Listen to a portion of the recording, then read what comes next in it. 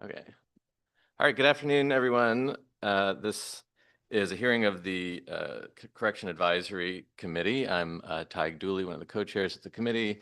Marisol Garcia is the other co-chair to my left. We have Dr. Reena Kapoor, one of our members to my right, and a few members online. I see Dr. Ben Powell and Mel Medina. It's possible other members will be joining, most likely via Zoom, during the hearing. But we welcome you all, those who are here with us in person and anybody tuning in. This is billed normally in December. We would have a semi-annual hearing to discuss the annual report of the ombuds on the conditions of confinement in our prisons. That particular report, which is submitted to the Judiciary Committee, has not yet been submitted. We'll get an update on that today. We understand it's likely to be submitted over the next month, and we would then hold another hearing in January to discuss those findings. So stay tuned. I think we have it tentatively scheduled for January 28th. I'm looking at for January 28th, same place. In the meantime, tonight or this evening, we'll be primarily discussing the semi-annual summary of activities. The annual report is sort of the ombuds a report of recommendations and findings. The summary that we'll be discussing tonight is primarily a summary of the activities of the office, developments in the office. As folks in this room know, we're in the process of getting the office off the ground. So there's both delays in certain areas and progress in certain areas, and we'll be discussing those this evening. So in a moment, we'll hear from the Ombuds Attorney Ward, who, didn't mention earlier, is of course with us in person, and we do particularly appreciate that because he's under the weather. So thank you to Vaughn for coming out nonetheless. And then we'll have an opportunity to, once we hear a summary of this report, members of the committee will ask any questions we have and then open it up to members of the public. We do have also some questions and testimony that were submitted online. So thank you to those who submitted their testimony ahead of time, but anyone who is here in person will also have the opportunity to make remarks at the end of our meeting. Anything else you'd like to say by way of introduction? The only thing I have to say is that we are hoping to keep things on a schedule so we can get through the report and allow people time to speak. Other than that, that's it.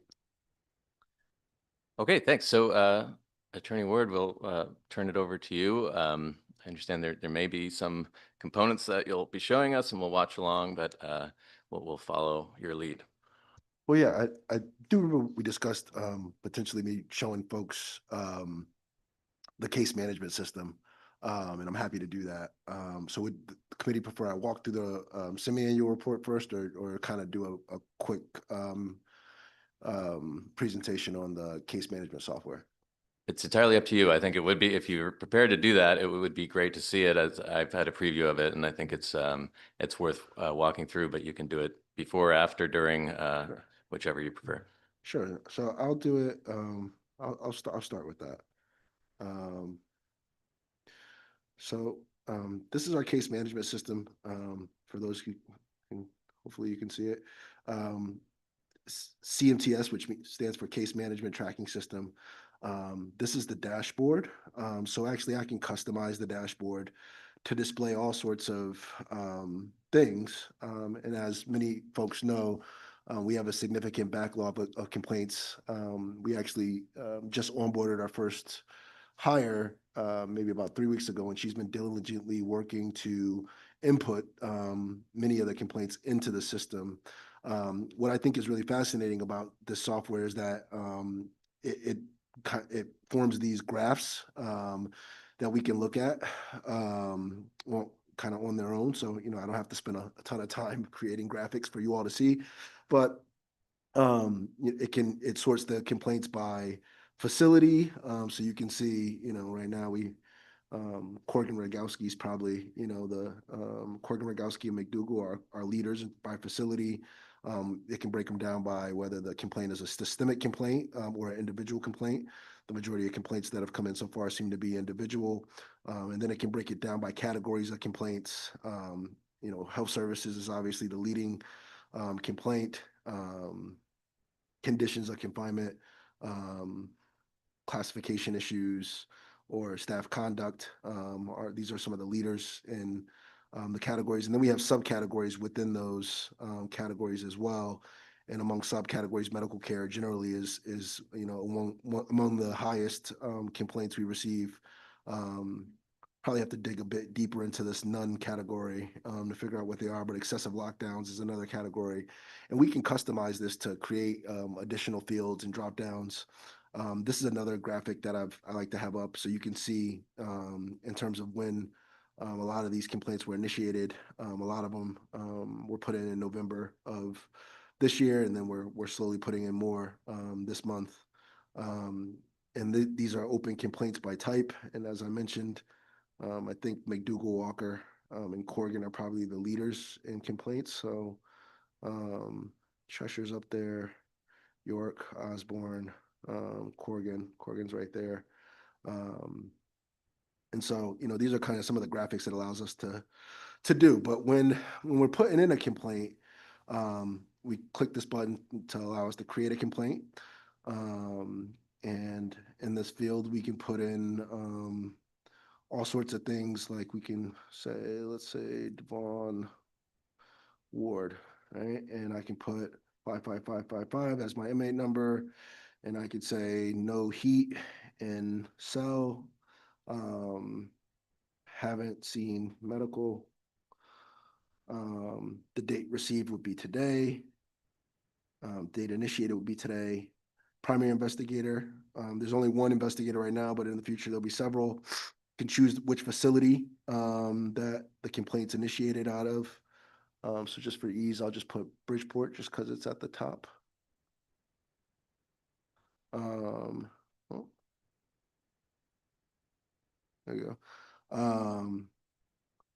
Current status is open. And let's say you can put in where the complaint was received from, whether it was received from attorney, correctional staff, family member, friend, government agency, another incarcerated person, a legislator, elected official, media or journalist, nonprofit organization, other, or public general citizen. Majority of our complaints come in from the public currently.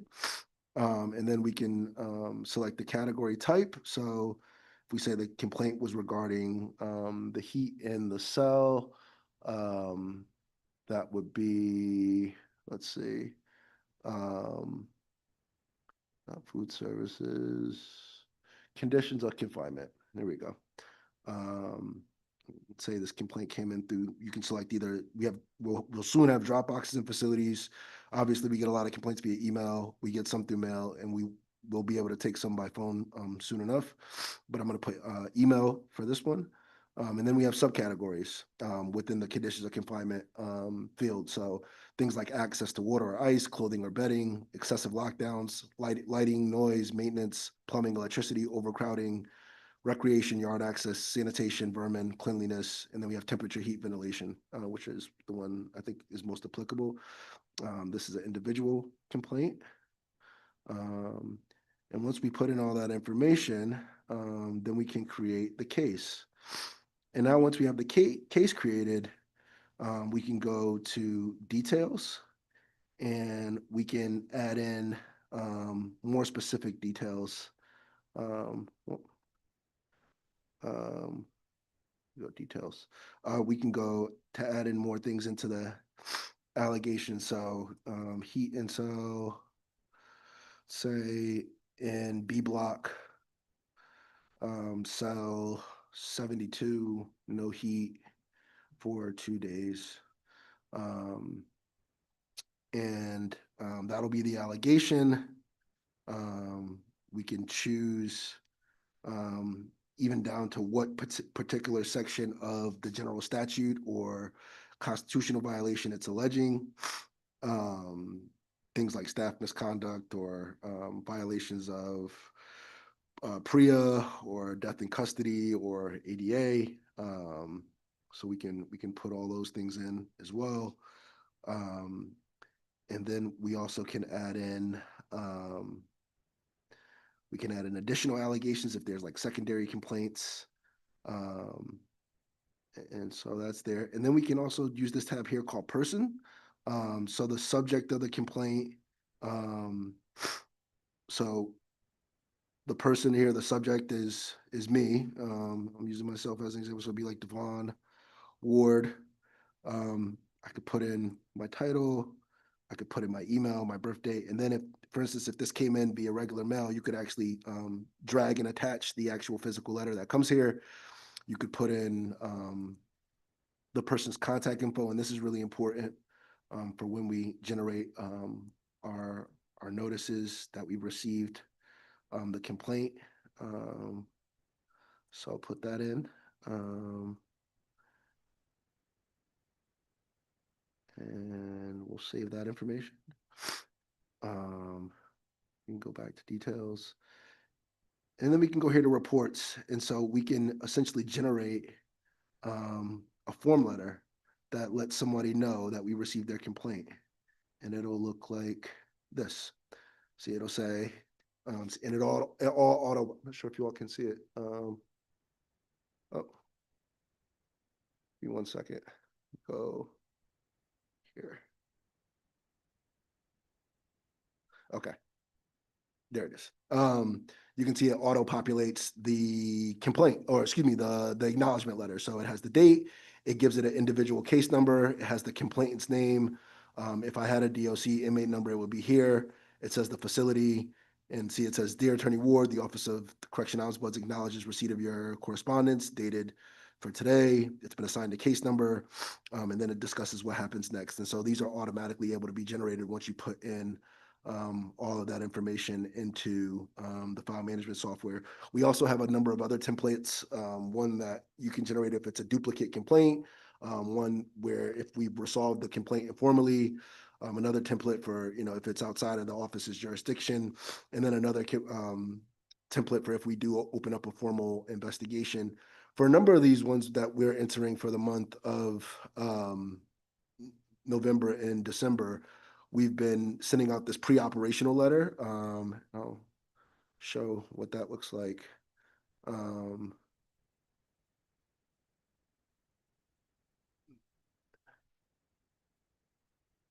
But as you can see, it automatically auto-populates the person's name, their facility, address number, and it says, thank you for contacting the office. We acknowledge receipt of your complaint. We've given you a case number for tracking, but we received this complaint before the office was fully operational. We expect to be staffed and fully operational by January of 2026. If your matter is urgent, we ask that you continue to communicate by mail. And so these have been going out to a number of folks just to let them know, hey, we received your complaint, but it came in before we were really staffed to be able to handle that. And so those have been going out as well.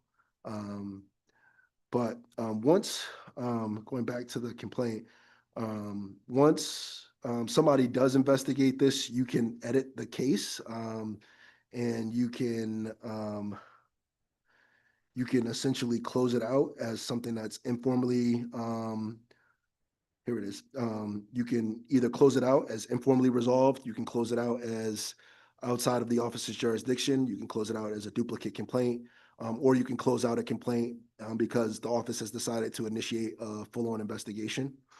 And so that's what this button up here is, to create a full-on investigation. The other, I think, cool part about the software I forgot to go over is you can add in subjects, which, as I mentioned, I'm the subject of this particular complaint, but you can also add in complainants, witnesses, and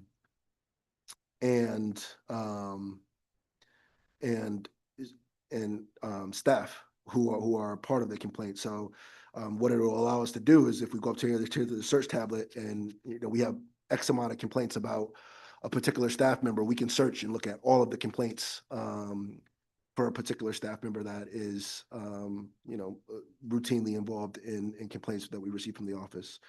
And so we're allowed to, or not allowed, but we can track kind of exactly from when the case was opened to the date we received it and look at the timeline.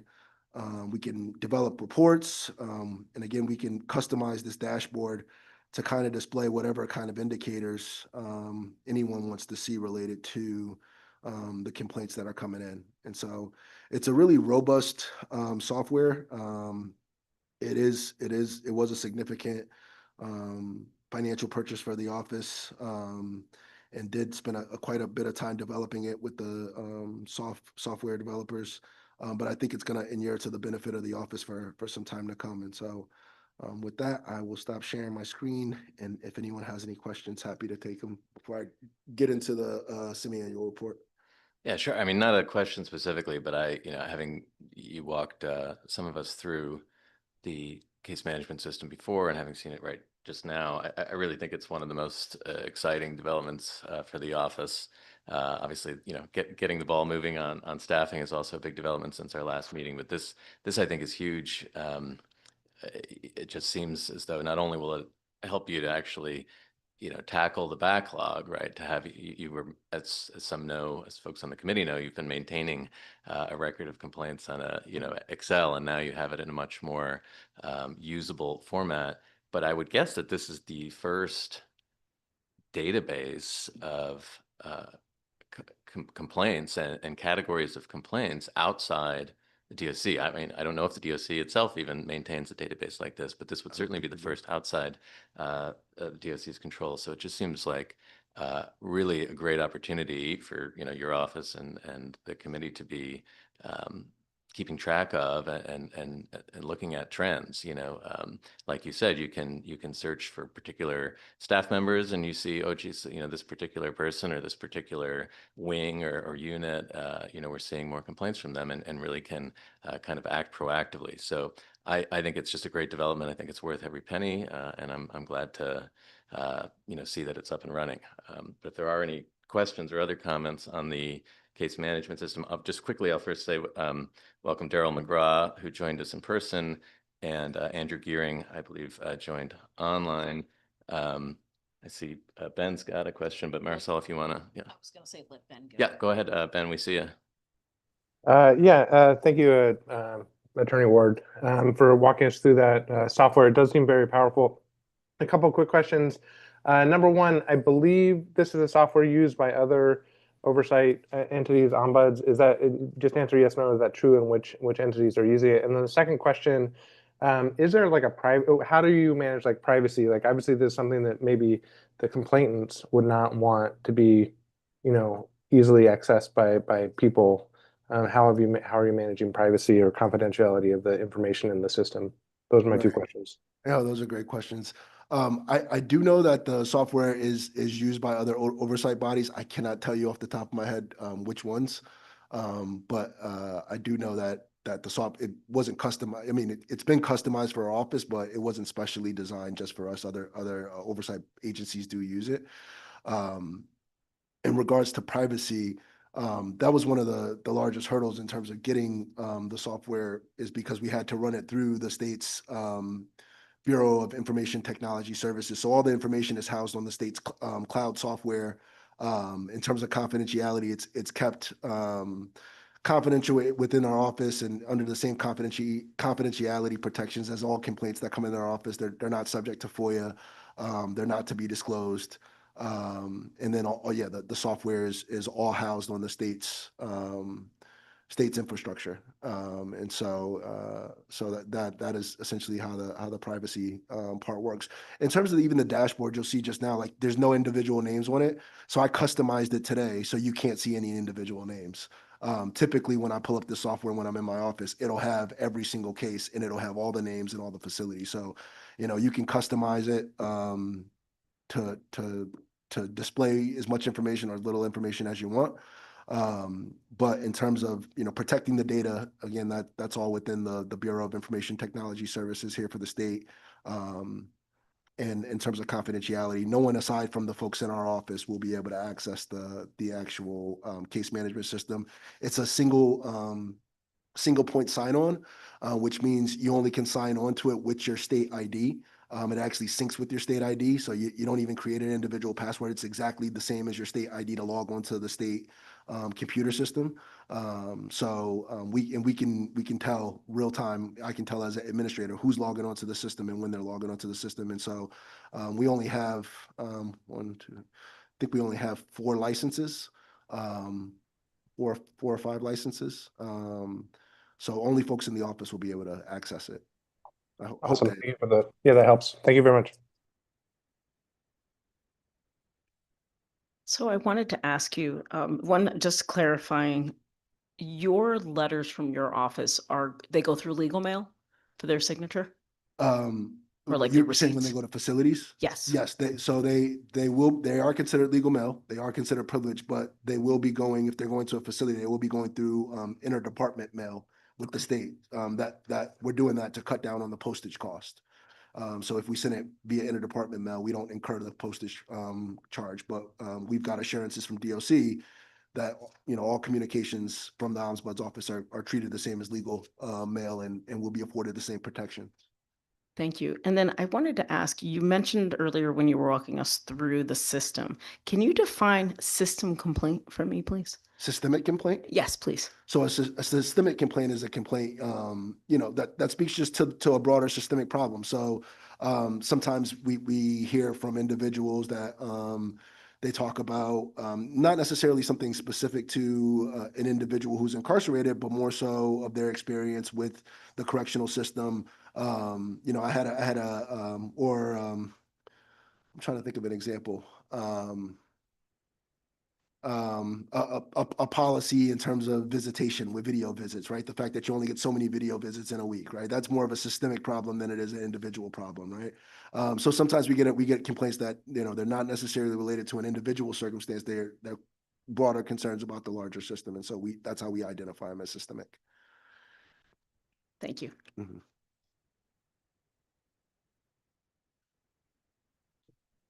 Okay, if there's no other questions, go ahead with the summary. Sure. Just let me pull it up. Okay. So this period covers from May 19th of 2025, which was our last semi-annual meeting, through November 30th. Since then, the passage of Public Act 25-161, which was signed into law on June 30th, it expanded the office's authority in some significant ways. The first is the subpoena power that the office now holds, the ability to conduct surveys, the express statutory language that allows the office to perform unannounced and unannounced inspections, even during facility emergencies or lockdowns, and a mandate that the Department of Correction must provide written responses to all recommendations issued by the Office of the Ombudsman. You know, having spent some time talking to my counterparts around the country, our statute, our authorizing statute is aligned with best practices and oversight standards.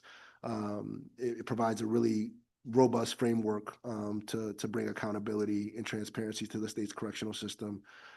During the same period, we've advanced some systemic investigations. We've issued our first subpoenas. We've conducted some inspections across multiple facilities, specifically related to summer heat conditions. And we've done some public transparency, public engagement as well. We talked about already the case management system, which I think is a really great update for the office. We've developed the triage and prioritization model. We're working towards securing the drop boxes in the housing units, working closely with DOC on developing those as well. You know, in my capacity as Ombudsman, I've done, you know, several media interviews, testified legislatively. I've done classroom lectures and participated in national Ombudsman networking events. But in light of all those developments, the need for additional resources still remains. I try to tell folks that the task that I've been tasked with, and this office has been tasked with, is a large one. In that, you know, the Department of Correction is you know 13, 14 facilities, 6,000 employees. there's 6,000 employees in the DOC. They have a budget of almost $700 million. And, my office, or this office, has a staff of 6 and a budget of a little bit less than $800,000. And so we still can use more capacity to meet our statutory mandate. But in the interim, we're endeavoring to work with the resources we have to try to meet our mandate. And with that said, I want to go into our staffing. Actually, what I'll do is I'll share my screen if I can. There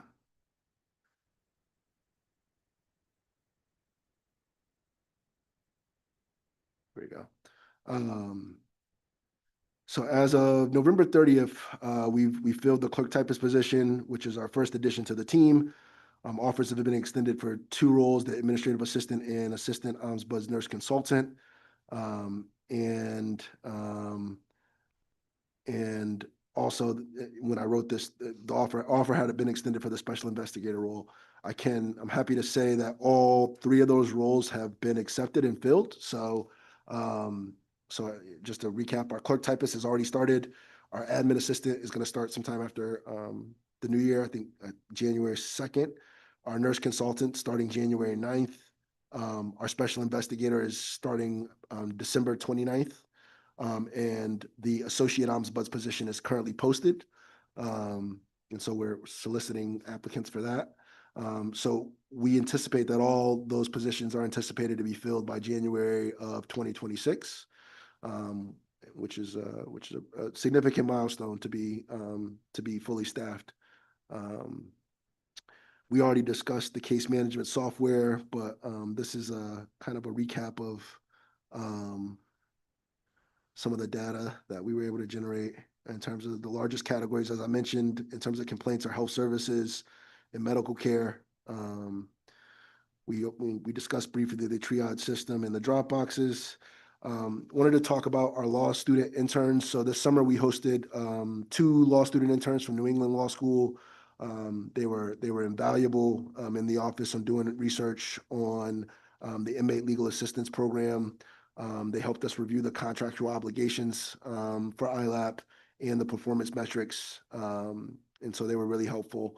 And so this spring, the OCO, the Office of Correction Ombuds, is going to be welcoming as many as up to, we're still waiting to hear back from the registrar at UConn Law, but we anticipate 4 law students through a seminar that I will be teaching. And we'll be able to have 4 law students in the office that'll be able to assist with research. Hopefully they'll be able to do some tours of some correctional facilities, respond to a couple complaints, and learn really about prison oversight, and be able to help the state develop its next generation of prison oversight professionals. And so we're really excited about that partnership with the University of Connecticut School of Law. Moving into investigations, we did a number of extensive facility visits, engaging with folks across the state in all sorts of different facilities. I think, one of the most significant things was the hunger strikes at Cheshire. Met with those gentlemen a handful of times to discuss their concerns, and some of them had individual issues. Most of them had more systemic issues, largely related to the number of lockdowns at that particular facility. We did receive a lot of data from Cheshire regarding the lockdown, specifically in the month of July, that we are reviewing. And so that was one of the more focused facility visits. But the other one we did this summer was the heat and climate control monitoring. During the summer of 2025, Connecticut experienced multiple extended periods of extreme heat in June and July. 3 multi-day heat waves, 4 statewide activations of the extreme hot weather protocol. And during those periods, the OCO focused this review on the 3 correctional facilities in the state that don't have air conditioning, which are Bridgeport, Osborne, and Hartford Correctional. Together, they house roughly 2,700 people. The office did also receive complaints during that time regarding access to fans, cold water, ice, fans being turned off during peak heat rashes. And so we did 2 inspections at each facility. We spoke to residents. We communicated with staff regarding mitigation efforts. So that report was issued, and DOC's response actually just came in a couple of days ago, and we're going back and forth over it because I think they're adding some more information to their response. So that investigation is close to being finalized. I already discussed the hunger strikes at Cheshire, the iLab Legal Assistance Program. So we had multiple complaints concerning the performance data related to iLab. iLab's own data showed that they received 826 new complaints over 2 years, but only initiated litigation in 6 cases. We've been going back and forth with the department about some of those performance metrics. We also made a referral to the Contracting Standards Board, who is taking the matter up on their agenda tomorrow. And the office issued its first subpoenas in the office's history to Bainsley Law, which is a private law firm contracted to operate iLab, directing production of records by August 25th. The law firm objected. They did not comply. And we asked the DOC to suspend the contract until they complied. DOC did not suspend the contract, but instead urged Bainsley to comply. I've been told that Bainsley is sending over a cache of documents. Have not seen them yet, but nonetheless, our subpoena and enforcement of it is still pending in Hartford Superior Court. I think this is an important ruling because the objection that Bainsley asserted was that because they're a third party and not a government agency, that they weren't subject to this office's subpoena power. And we have a fundamental disagreement about that. My belief, and I believe the statute says that because they perform a critical service on behalf of the Department of Correction, they are certainly within this office's purview and certainly can certainly be lawfully subpoenaed regarding their provision of that service. And so we await the court's ruling on enforcement of that subpoena, and that investigation remains ongoing. We also have an investigation going into DOC legal costs. This investigation has been ongoing since January of this year. We sought detailed records from the AG's office and the DOC regarding settlement agreements and expense summaries, essentially trying to get a number on how much the state is spending related to DOC legal costs, related to medical malpractice and staff misconduct. The Attorney General's produced a number of settlements, over 200 settlements that I believe were over $5 million. But in reviewing the settlements, I noticed that a number of settlements that I was involved in and other attorneys that I know were involved in were missing. And so it set off some alarms in that their production wasn't complete. So we asked them to go back and look at their records, and they did. And they are producing on a rolling basis, but the issue is now before the Freedom of Information Commission. They also objected to one category of documents that we requested, which is their litigation expenses. So the figure I just cited, the over $5 million, is just the amount that was paid out. It does not include litigation expenses like expert witnesses, transcripts, deposition costs, things like that. And so we've now asked the DOC for those costs. The AG's position was they didn't have any records that were responsive to that. I strongly disagree with that, but again, that matter is before the Freedom of Information Commission. But we've also asked DOC to produce any records they have in their possession related to the settlement expenditures and litigation cost as well. And so that investigation is ongoing. Related to individual investigations, there is the matter of Mr. J. Allen Jones, who died in Garner Correctional in 2018. We are reviewing the incident reports and use of force documentation conducted by DOC and other agencies. We were also examining the disciplinary histories and personnel files of staffs involved in the incident and its aftermath. In November of this year, I had an opportunity to review the video, the unedited video of the incident involving Mr. Jones' death.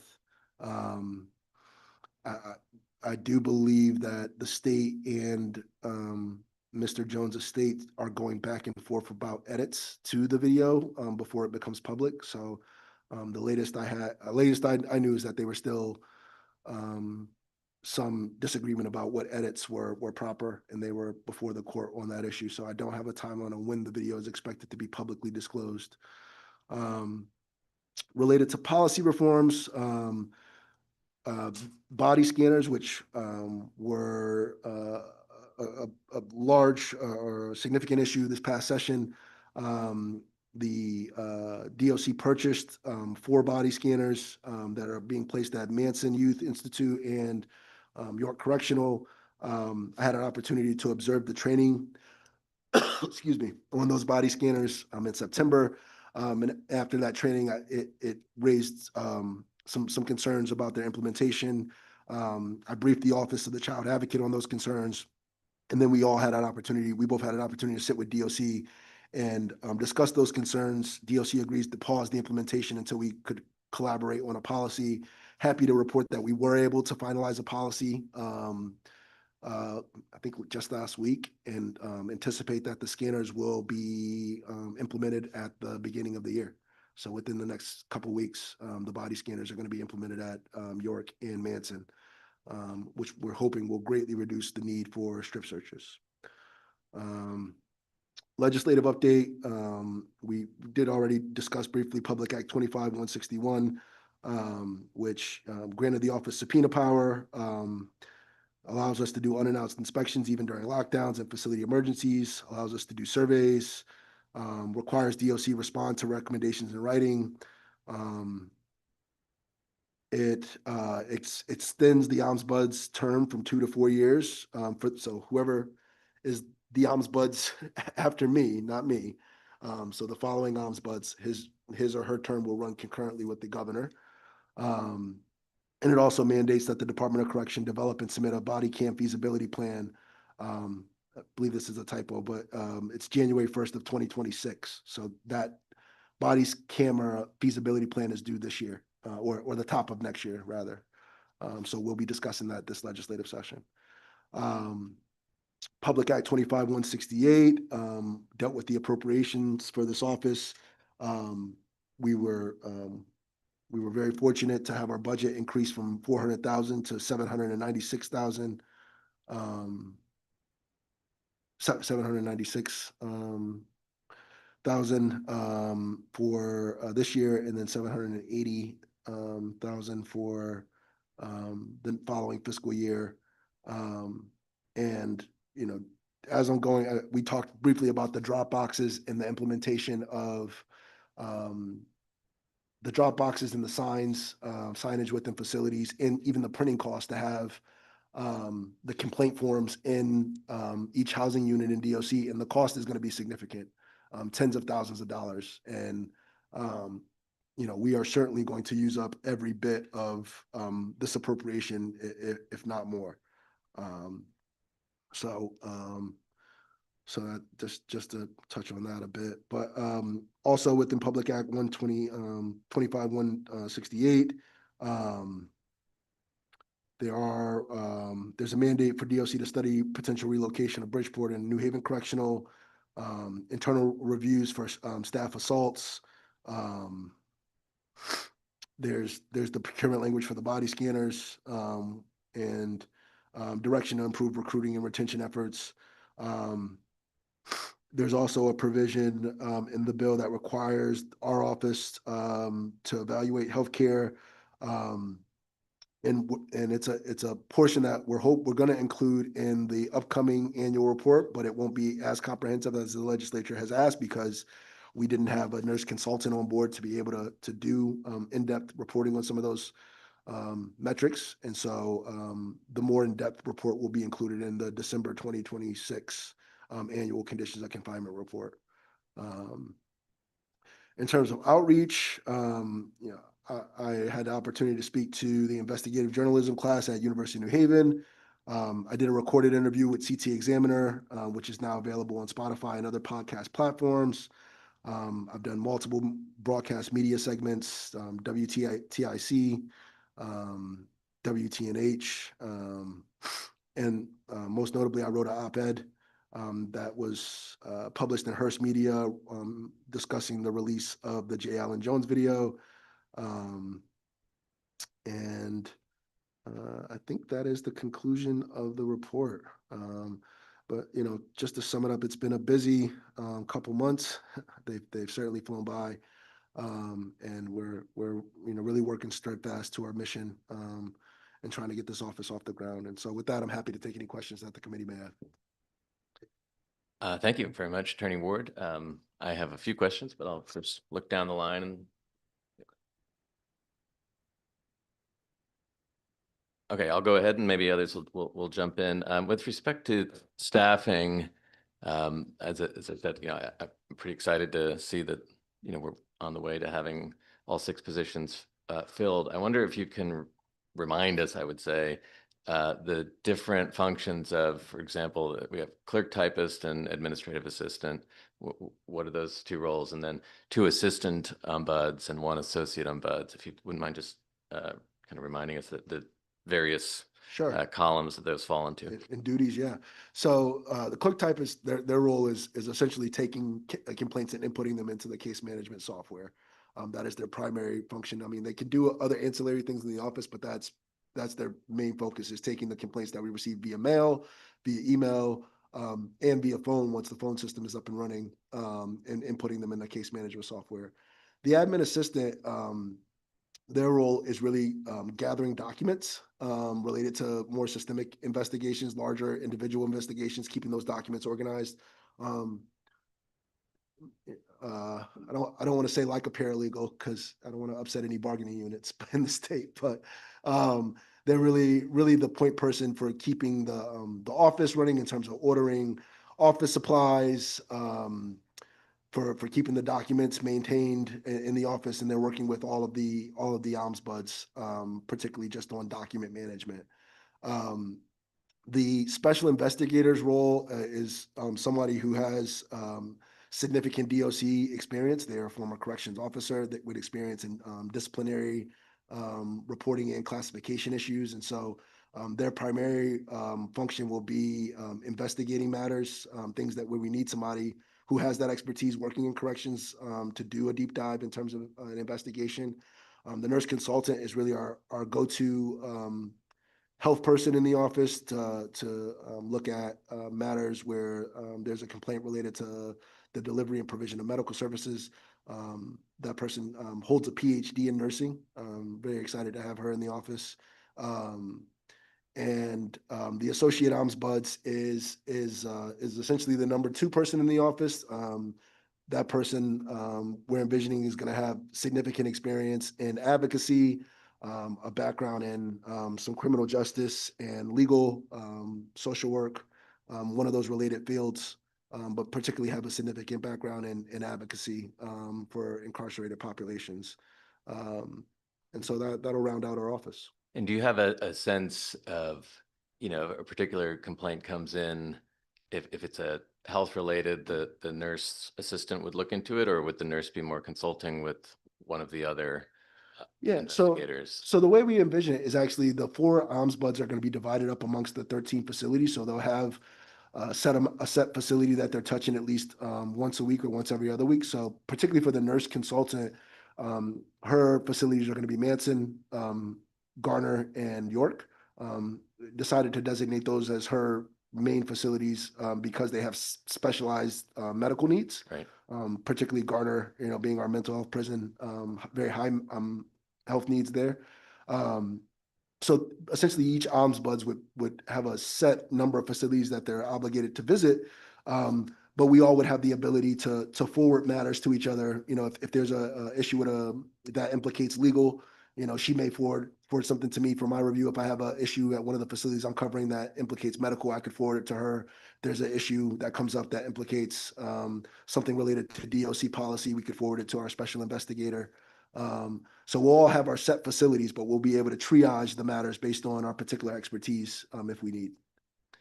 Thanks. And the associate position has been posted. I think you said you would expect it to be filled by the end of January. Is there a specific end date or a date when you'd be commencing interviews or offers? I'm not certain off the top of my head when it closes.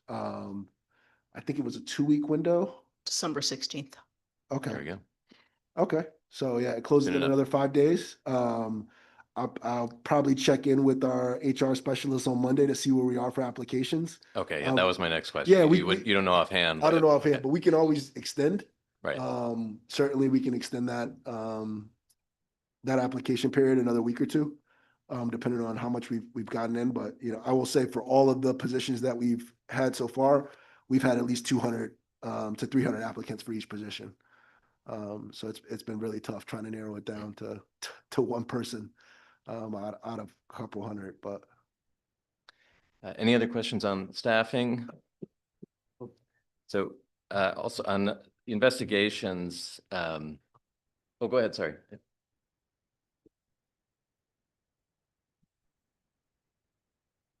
How you doing, Attorney Ward? I'm hanging in there tonight. Well, we appreciate you. Yeah. no problem. For all that we do and showing up under the weather. The question about the associate ombuds, have you talked to the HR specialist or about background checks? Uh-huh. So that Have they we do, had that conversation? they do background checks on all the positions. No, I understand that. Yep. But if a person like a formerly incarcerated person that met that criteria, is that going to be a barrier for them? It would depend on their individual situation. So if they are still on some type of supervision, it could prevent them from beginning the role because it's going to require them to be in a DOC facility. And so if they are still under some type of supervision, it may be an issue, but it hasn't come up yet. But I do know background checks are conducted. And if there's issues that come up in the process, we kind of address them on a case by case basis. But for the associate ombuds position, I mean, that is somebody who is going to be in a correctional facility at least 2 or 3 days a week. So if you have a background, it's not something that'll exclude you, just on its face. But I think if you're currently under parole, Yeah, that's not the person I'm talking about. Right, I mean, right. most of us know that if you're under supervision Right. and you're not applying for positions where you have to utilize the facility, right. talking about a person like myself who's been and I'm not applying. Oh yeah, no. Um, But yeah, if So we're clear. I'm not Yeah, talking yeah, about if myself, it's but I am somebody, you know- talking about there are plenty of people that meet the criteria and or maybe, that may, and what we've seen in the past. So I just want to make sure that the conversation is being had about individuals who are formerly incarcerated, have a fair shot at this position. I think we've had these conversations before, but they never get old for me. No, I mean, I think that's a point well taken. I'd actually love for this position to be somebody who's formerly incarcerated, or has that lived experience. So I think it's in the post. Is it- If I it- recall, I mean, it's I thought it was. maybe but I one of the wasn't rare sure. jobs where that's Yeah. a bonus. Yeah, but, there's I've done this 3 or 4 times now, so I kind of forget what's in each post. Yeah. But I will say just for the public, There's an encouragement anyway. Yeah, That's, so you know, I just make will say clear for that the everyone's for the public, I worked, closely with the chairs of the advisory committee on the posting. They certainly had input on it, and we really did try to put something in there to encourage folks who had those backgrounds and that lived experience to apply. And so that is one of the qualifications. I think that's in there. Okay, and I now see Ben's got a hand raised. Go ahead. Yeah, thank you, Tig. Attorney Ward, just 2 quick questions or just a request maybe for when you generate the annual report or some reporting in the future. Number 1, obviously 6 people isn't a huge organization, but it'd be great to see an org chart at some way to sort of see how you're Yeah. conceptualizing the organization and the office and all the staff in it. And the second one is maybe sort of some diagrams on the workflow. So like a complaint comes in, like how is that being triaged, who handles it? And I think that'll help us sort of conceptualize how the work of the office is being done on a day-to-day basis. The last thing I'll say is I do appreciate I agree with Chair Dooley that it's great to see the office being staffed up, because already you are working, it seemed like really hard doing both charges of the office, both the systemic sort of big picture investigations as well as the individual sort of complaint investigations. And I think this really will by staffing this up, we'll really able to sort of do both of those things even better and use people and use your skills and their skills in a better way. So it's great to see that the staffing is kind of hitting the targets that we want.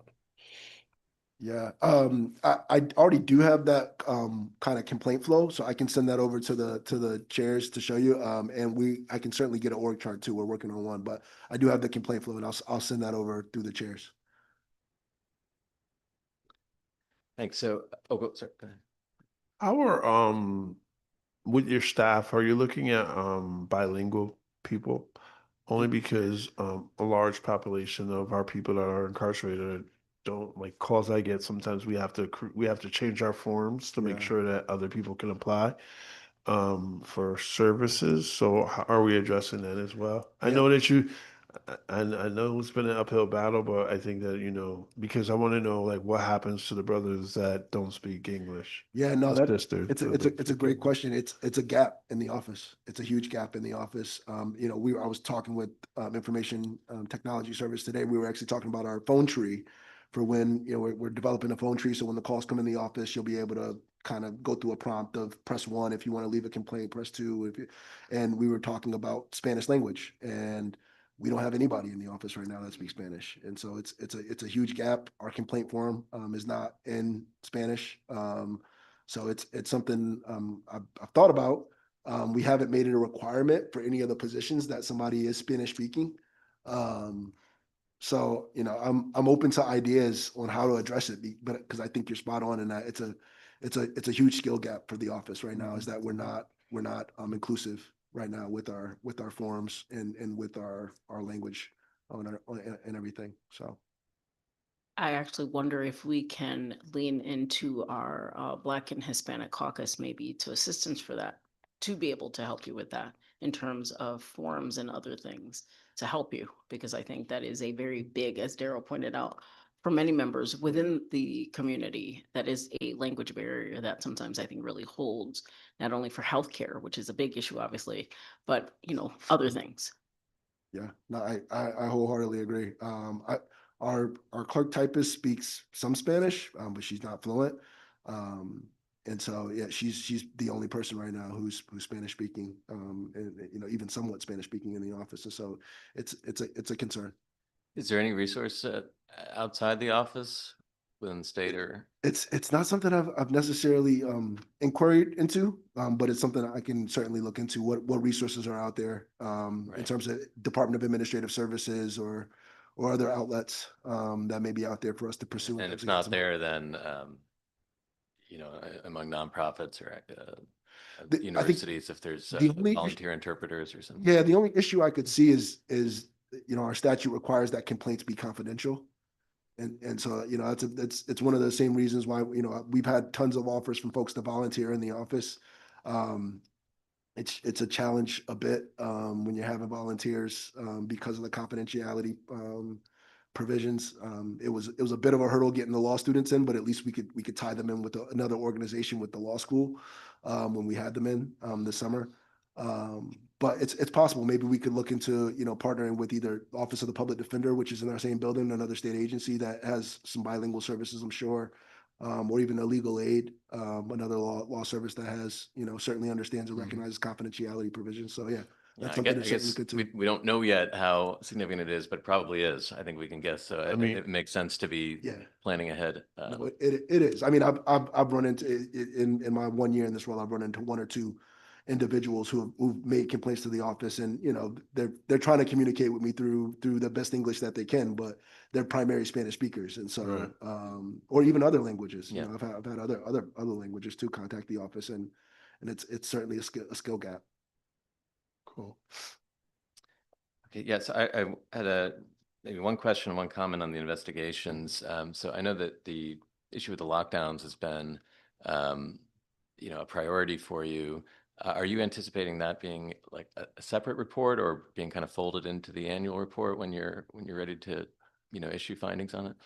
I think both. I think the Cheshire. So the data I saw from Cheshire was specifically their information related to the lockdowns in the first 2 weeks of July of 2025, and so I think that'll be its own report. But I think the lockdowns are a statewide issue, and so it'll certainly be mentioned in the annual report. It's not to reveal too much, but the lockdowns impact every single facet of or not just the lockdowns, but the staffing shortage Yeah. impacts every single facet of facility life. And so it's certainly something that's going to come up in the annual report that'll be issued in the coming weeks. Great. And the comment, as you know, I just can never let this go by without commenting on it. But when we're talking about the costs of defense, legal costs for DOC, if at all possible, we need to account for the actual cost of the assistant attorneys general who are defending the lawsuits. As you know, from your private practice, although I guess there's $5 million in settlements, these settlements are generally hard to come by and relatively low in large measure because there is not an obvious cost of defense that DOC is facing because it has free lawyers from its perspective. But of course, they're not free. We're all paying for them. There are other states, I believe Oregon, among potentially others, where the Attorney General's office bills the various other agencies and departments that it provides counsel to. And I think it would be very interesting to know if that were the case here, what's the bill? And if it's as high as I think it is, would that money be better spent on training and sorts of reforms that might result in there being less lawsuits in the first place? Again, not a question, a comment. It is to the extent you can. I know we've talked about this before, so it's probably on your mind. But yeah, you're correct that the cost of settlements is not the true figure. But even if you're adding in expert costs and other defense costs, it's still not the true figure. I don't know how or if we can actually figure that out. But I think it would be. I'd be very curious to know, and to the extent you give that any thought, I'd love to get to the bottom of it. Go right ahead.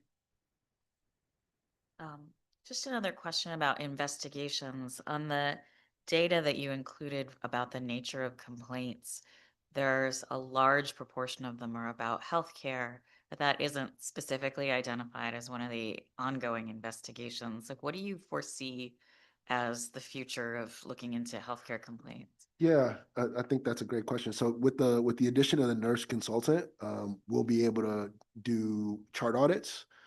So I think that's probably where we're going to go immediately is selecting a batch of charts. Well, first coming up with kind of a checklist of what statutorily is required for somebody who's incarcerated. Statutorily, if you're a woman who's incarcerated, you're entitled to a mammogram, you're entitled to a dental, you're entitled to an optical appointment, all those things, coming up with a checklist of what's required, and then going through charts and looking at and auditing charts to make sure those things are being done, and to the extent they're not, reporting on them. And so I think that's how I'm envisioning using our nurse consultant, is really trying to go through and audit the charts to really see where we are in terms of performance on some of the statutory requirements for healthcare as they exist.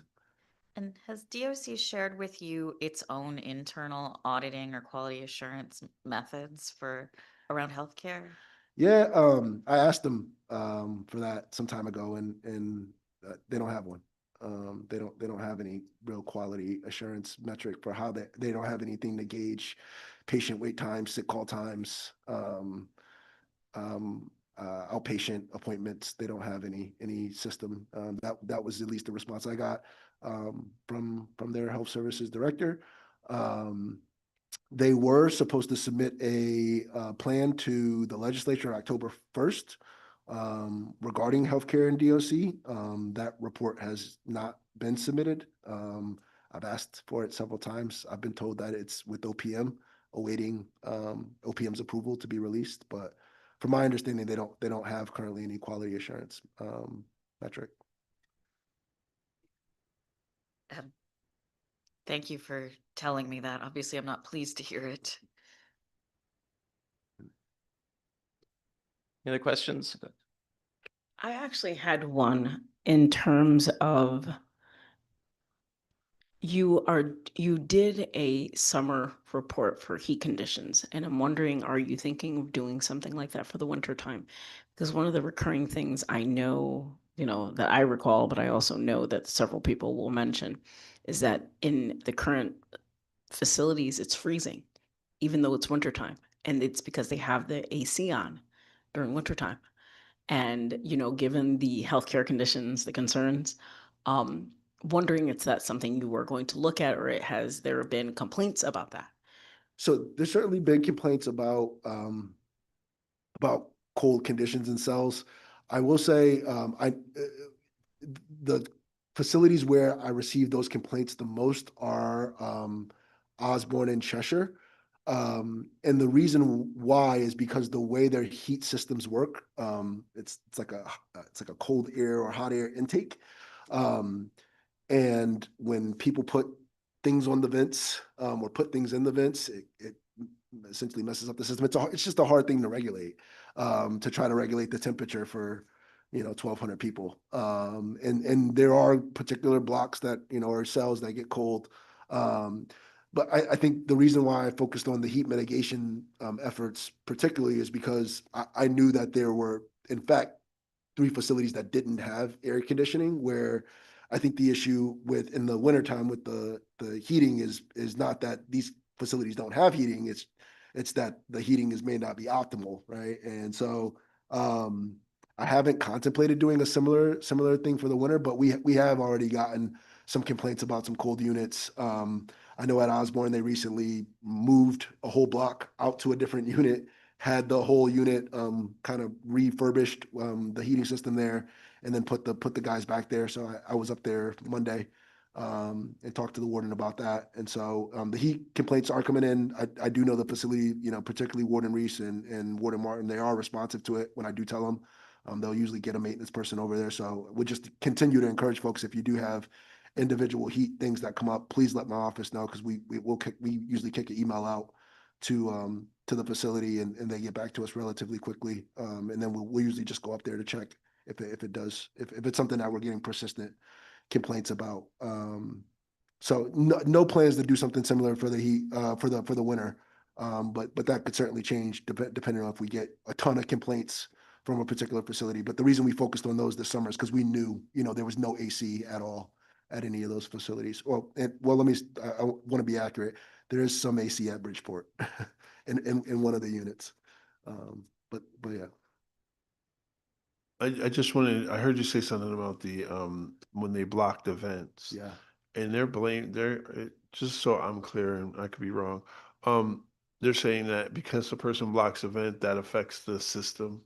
It does, like the way I'm not an engineer, but the way the heat and the heat controls work in the flow, if you try to individually, put up something to make it either colder or warmer in your room, that air gets sent, it's got to go somewhere. So it may be warmer in your room, but what it's doing is making the guy next to you's room colder because it's pushing the air somewhere else. Yeah.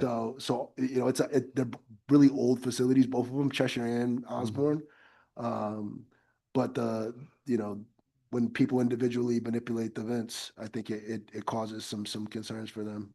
But like I said, I think they try to do their best. It's tough to try to keep 1,200 people content with the heating Sure. conditions. One of the recommendations I came up with in my heat mitigation plan is that they develop minimum standards for a floor for how cold it should be and how warm it should be in cells, and DOC declined to adopt that recommendation. So The reason I asked that, I was just thinking, person who says that has never slept on a top bunk when that AC air is blowing on you cold. yeah, When that air is blowing, I mean, and it's blowing and it's cold, and you're in a cell, and you don't have a lot of clothes. It's not like you can put your jacket on, yeah, or you could get another blanket or anything like that. So somebody needs to figure that out, like, at some point, because at the end of the day, it's almost torturous to be in a cell where that air is blowing on you nonstop,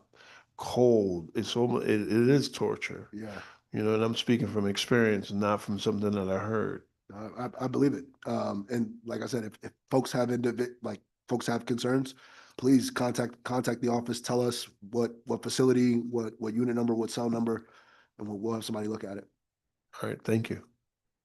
I know you're not an engineer, nor am I, but maybe, are you confident that answer is correct? That, covering the vent in one cell? I mean, I don't know if I've seen it. I mean, Okay. so so when the annual report comes out, you'll see pictures of the Yeah. vents, and there's all sorts of stuff caked in them. There's all sorts of stuff people put in them, and it's not because they're trying to be obstructionists. It's they're trying to, you know, in the wintertime when the cold air is blowing, you put stuff in the vent so it's Right. not as cold, right? You know, and in the summertime it's it's the same thing. So it's when it's blowing hot air, you want to stop it from blowing hot air. When it's blowing cold air, you're trying to put stuff in it to stop it from blowing cold air. So I know that's the case. I mean, I think Daryl's right that, I mean, the answer can't be that you just continue to let the cold air be blown on you in that hot bunk, right? So Yeah. there has to be some other, And I've never seen it blow hot air. yeah. I've Yeah. only seen it blow cold air. Like in my experience, my 10-year experience, I've never seen it blow hot air. I've seen it blow cold air, and people are trying to prevent that from happening. I Yeah. mean, you're already subjected to recycled air. So when one person gets sick, it's not will you get sick, it's just when. So that's happening. So then on top of that, I think that, for them to say that, it's to blame it, it's almost blaming it on the person, right? We're blaming the individual for trying to stay cool, that you have a system that obviously is not working or it's old and it needs something's wrong. But we're not going to blame the individual who's trying to, he's not blocking an event because he's trying to be funny. He's blocking an event because he's trying to survive. Right. And at the end of the day, anybody in here or out there would do anything when it comes down to survival. And I think that that's something that we should be looking at. Of course, they're going to say, "Oh, well, these guys are blocking the event, and we need to be not." I know that you're doing an amazing job. We talk on it here and in other places, but we cannot allow the narrative to be that the individuals are blocking the event. This is why they're. This is why the system. No, your system is. There's something wrong with your system, not because I put toilet paper up there to stay warm. That's some I'll mind my mouth. My mom might be watching, but you know what Yeah, I mean. the heating concern are like I said, in my experience, I really get them out of Osborne and Cheshire.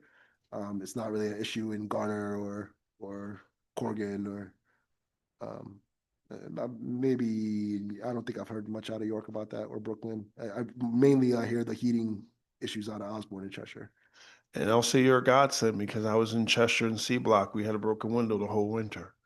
Yeah. So So stuff like that, that's top of list for us prioritization. And so like if there's something like that going on, if somebody has, a broken window or something, like let us know because we contact the warden immediately. They'll send a PF a plant facility engineer out there to take a look. They'll move people around. and not to belabor this, but I would like to say to you, if that was a situation where a person had a vent and he didn't want to, you don't want him covering it.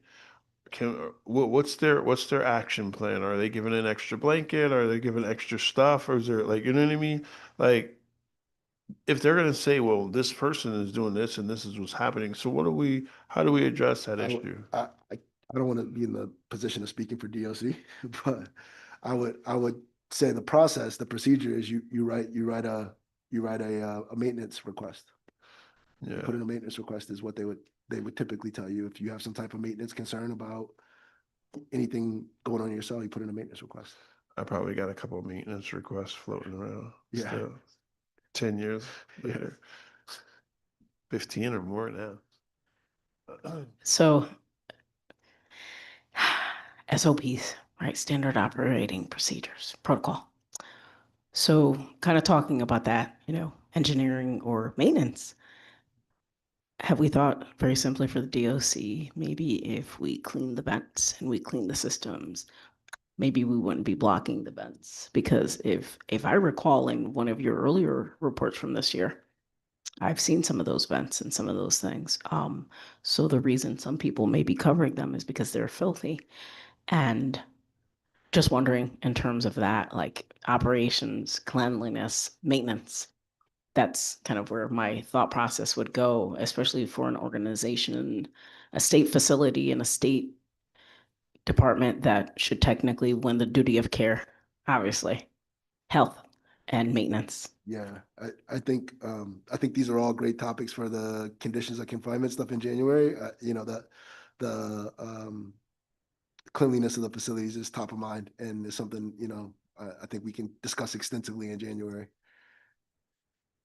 Okay, thanks. So I want to have some time for any public comment, but my last question, just, you know, we're hopefully, you know, obviously at the next semi-annual hearing, at least we'll have a fully staffed office. We've got the case management system up. We'll be, you know, making significant progress, if not having cleared the backlog. So of existing complaints. So, you know, in that world where you're kind of now, you know, maybe where you thought you might be starting, right?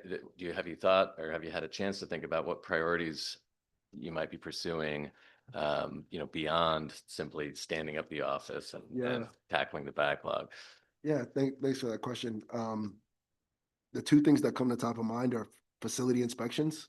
Um, to you know, Chairwoman Garcia's point, doing facility inspections, there's already, you know, in terms of not reinventing the wheel, there's already a pretty good rubric that other correctional ombuds have developed in terms of doing facility inspections to be able to gauge cleanliness. There's already a kind of a guidebook for how to do that, and so I think that's something that the office can do now with staffing pretty easily. Is to do some facility inspections, go through, make some findings, and get feedback to DOC and have them make improvements. So I think that's one of the big projects we'll be taking on in 2026. And the other thing is the health audit. So those are the two things top of mind, is being able to do the audits of those individual charts and doing some facility inspections and making sure that things are clean. Great. Well, are you, so I just saw the light. Were you? Go ahead. Just can I just ask, like, in reference to the health piece, and I don't know, this, hopefully this has changed over the years, but I noticed that I remember when I was incarcerated, if you had a certain amount of time where you weren't sentenced, your certain health issues wouldn't be addressed, right? Have we looked at that? Whereas, like, if maybe I wasn't sentenced, then I don't get my tooth fixed, or I don't have they don't do a certain thing because I don't have enough time. Or I remember there was one person that didn't get surgery on his hip because his safety would be in jeopardy. So he had to he had to suffer with the pain in his hip because supposedly he would be unsafe if he had crutches or something like that. But I know that there are a whole bunch of reasons that, from a health perspective, that normally out here would be addressed immediately. But there are like, oh, well, he only has 3 months left, so he can get his cavity fixed out in the street. And to some, this might be minimal, but to that person, to somebody like, to me, this is concerning. And when we talk about health issues, I want to make sure that we're looking at that too. Now that we have an ombudsman, there are issues that people come home really messed up because they didn't get the things that could have been addressed. They didn't get them addressed for you were in a unit, or you were someplace in the jail that they did not address it for whatever the reason. I mean, there could be a million reasons why, but not the right reason of getting it done because it needs to be done. You know? So your question is does that happen? No, I I guess know I it guess happens. oh yeah, okay. That wasn't the question. I was saying, how when you're looking at health issues, are you looking at these things that, what's the criteria for, I mean, Well, I would say DOC's response to what you're asking is DOC is gonna tell you that, they value the health and safety of every person, and they make medical decisions based on, medical insecurity. And now, what that means for an individual, right? I think it varies, and I think you have to look at individual cases as they come up. right. And in my annual report, I'm going to cite a couple concerning cases that I've come across. Um, people that were sentenced or were going to be incarcerated for a period of time that didn't get adequate. Or didn't get, I won't say adequate, it's the wrong word, but didn't receive what I would consider timely care. And so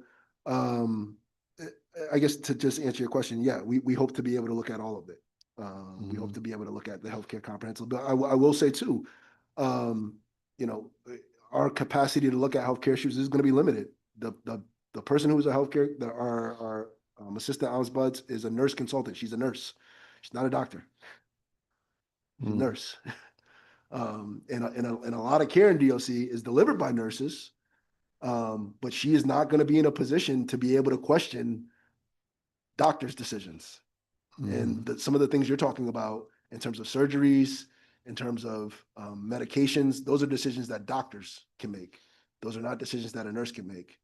And so, you know, that's something that I've had to kind of confront with too. And I mean, I argue back and forth with OPM about that a bit when even trying to get the job classification is, you know, I would have loved to have been able to hire a doctor, but I couldn't hire a doctor because it didn't fit within our budget. So I had to hire a nurse consultant. So now where we do have some flexibility is we do have the ability in our statute to contract with doctors to do medical reviews, independent peer reviews of cases. So we're allowed to do that. I don't know if we'll necessarily have the budget to do that, to be able to do peer reviews from outside doctors, or if we can work with a nonprofit to do those peer reviews, somebody who will volunteer their expertise. But I just want to, you know, I think you're raising some good issues in that.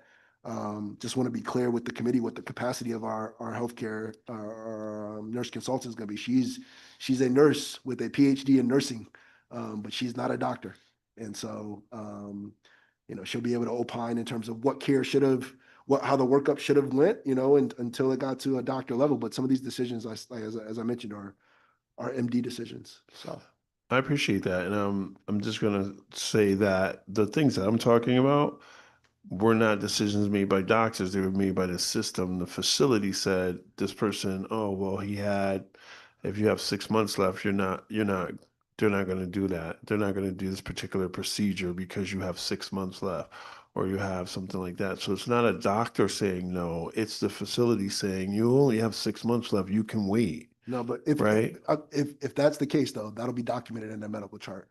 Well, what I want to do is, and I don't want to add more work to your schedule, but I think in 2026, I think we're going to have family members and people that are incarcerated who are experiencing this. So, you know, because now you're here Yeah. and you'll be fully staffed, that when these things do happen, because we do hear about them in the street on a regular basis, I didn't get this done because they said, or they didn't give me my medication because, you know, whatever the case may be, those should be brought to the forefront because health issues should be first, Agreed. right? I mean, we're already incarcerated people. We want people to come home whole.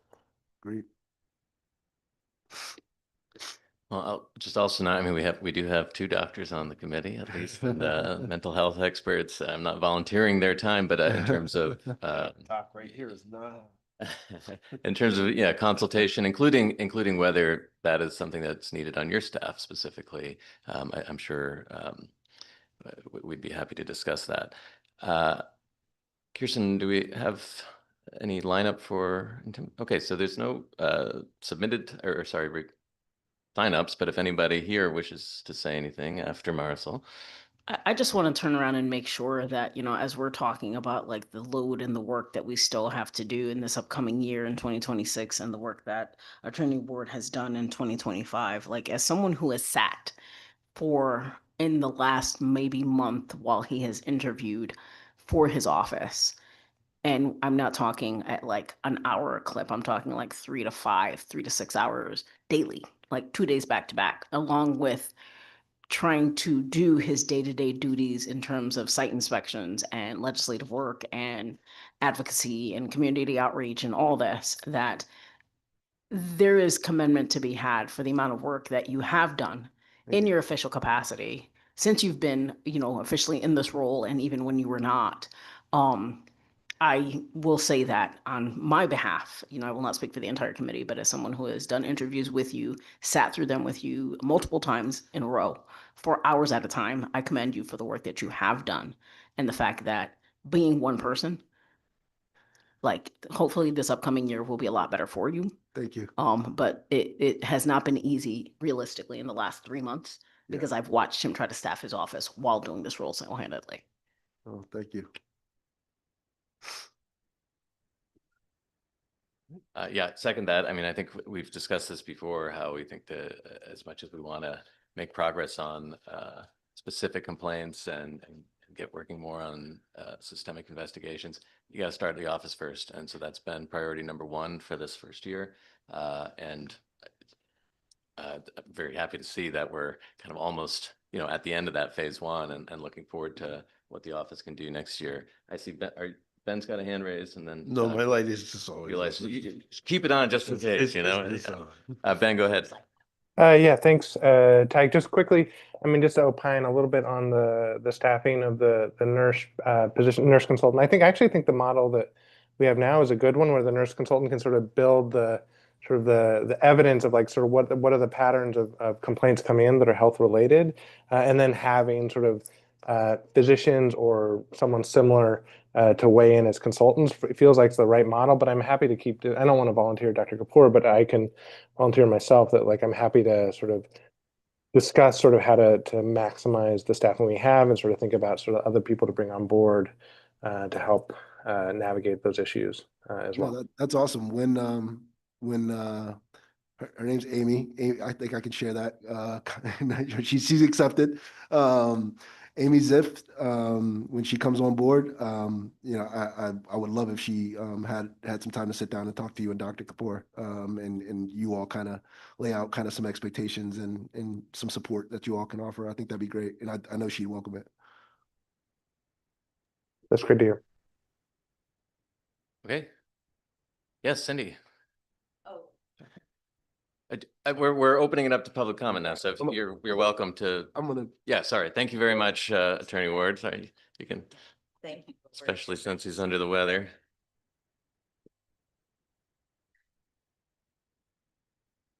Sorry.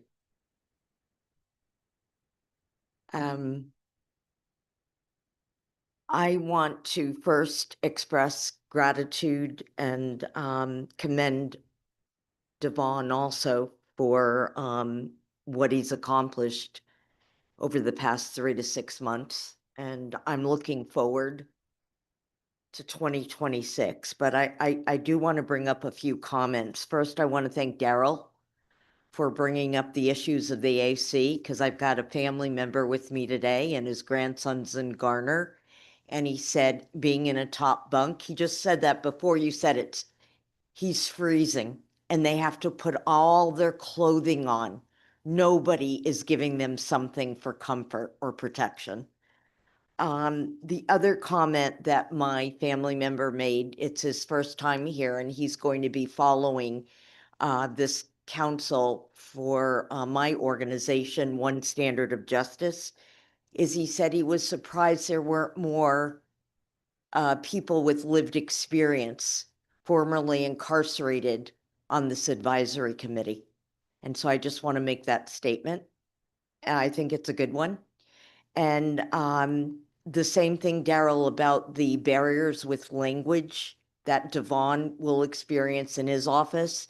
Let's remember, we have those same barriers inside the prisons. And I can't imagine what it would be like not to understand or hear somebody speak to me in my language, just like if I don't have my hearing aid on, right? And at New Haven, Wally, I think we needed somebody who spoke Spanish. And I think the warden said, well, our assistant warden does. Can you imagine an assistant warden making himself or herself available? I just don't see that working. So I just wanted to say that we need more people with especially Spanish inside our prisons. And the last thing I want to say that I've been getting a lot of reports about is the inconsistency of medication being dispensed. So whether I come in on a Thursday and I'm diabetic and I need a CPAP machine and whatever, I could go 3 or 4 days without medication. And then maybe I get medication for a day, but then I don't get it for another 2 days. And I know the same thing at Garner. We've had quite a bit of inconsistencies, and I don't understand that. I really don't. When it should be the easiest thing going. So what I hear is sometimes it's lack of staff, right? There's shortages of staffing. So how many more dead bodies do we need? I mean, we're not getting the impact we want out of corrections now. Anyway, I wanted to thank the committee, and I wanted to thank Devon for even coming in on a day when he's really not well. Thank you. Thank you, Cindy. There's no other comments. I'll just remind folks that the Office Devon will be publishing or submitting a report on conditions of confinement to the Judiciary Committee. And this committee will be having another hearing we anticipate in late January to discuss those findings. But we appreciate everybody coming tonight to discuss this semi-annual summary. Hope everyone has good holidays, and we'll see you in the new year. Oh, sorry, go ahead. Actually, we kind of discussed this earlier. You know, it's actually going to most likely be January 28th, about 4:30 here in person. The only thing that might change that, obviously, is if the report is not done yet or it's not finished. There is a layer of review, though, even beyond the Ombud's work. So, but yes, we anticipate being back January 28th, and thank you all again for coming this evening. Oh yeah, and Devon, thank you for the foundation you are laying. We appreciate you.